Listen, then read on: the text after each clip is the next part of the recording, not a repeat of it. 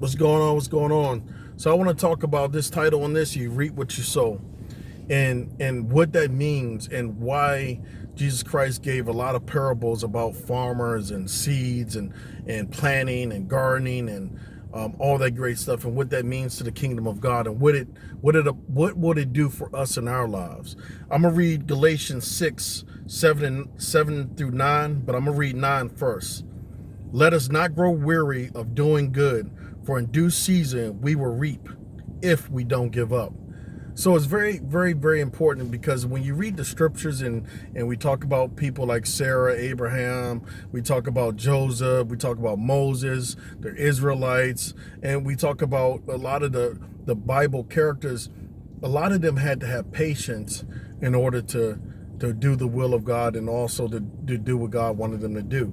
And it's very important that we understand that nothing good comes easy, and that we have to have patience, and I understand why farmers are so amazing, because they plant the seeds, they water them, they nurture them, and they have to have patience enough to understand that whatever they harvest is going to come, and it's going to be a big payoff. It's going to be able to take care of their families for months and months, or maybe even years.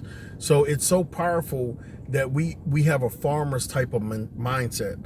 When you apply for that job, when you're trying to have a child, when you want to get married, when you're looking for something that you feel like you deserve, it's good to pray and have patience. So I'm going to read Galatians 6:7 right now.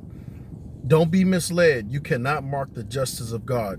You would always harvest what you plant. Those who live only to satisfy their own sinful nature will harvest decay and death from that sinful nature.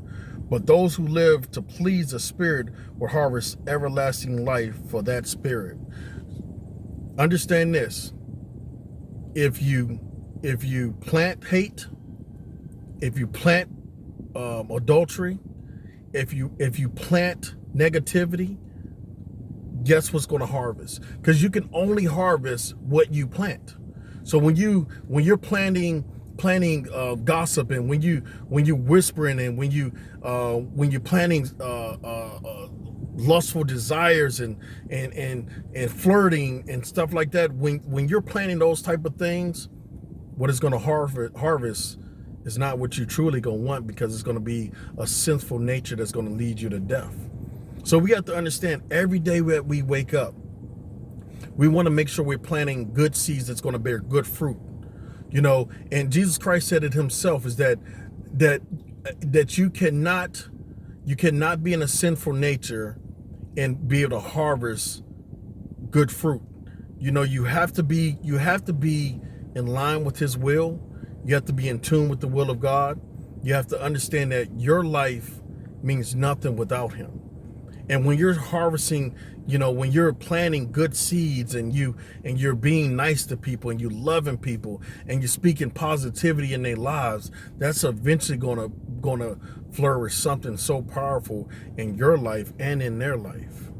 That's why I understand why God says your words are very powerful. Because when you're being negative, and you're downing your wife, you're downing your girlfriend, you're belittling your children, and you have all this negative stuff to say about everybody, eventually it will decay.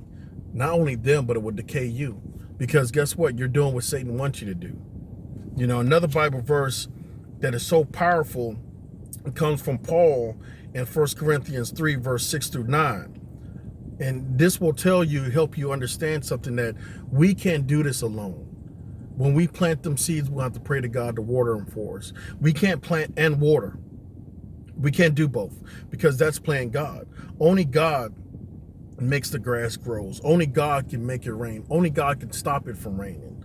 So 1 Corinthians 3, 6 through 9 says, I planted, Apollos watered, but God gave the growth. So neither who plants nor who waters is anything, only God who gives the growth.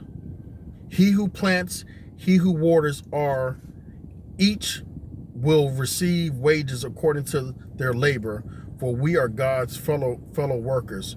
You are God's field, God's building. So what you put in is what you're going to get out. What you put in is what you're gonna get out. So if I'm doing the labor, and God is doing the watering, and or you're doing the watering and I'm doing the laboring, God is going to make sure that grows. Because first of all, we're fellowshipping in Him. We're doing everything in God's name. That's why you don't get into business relationships with non-believers, because guess what? One is going to plant the seed of God, and the other one is going to plant the seed of whatever that God is. Usually it's money.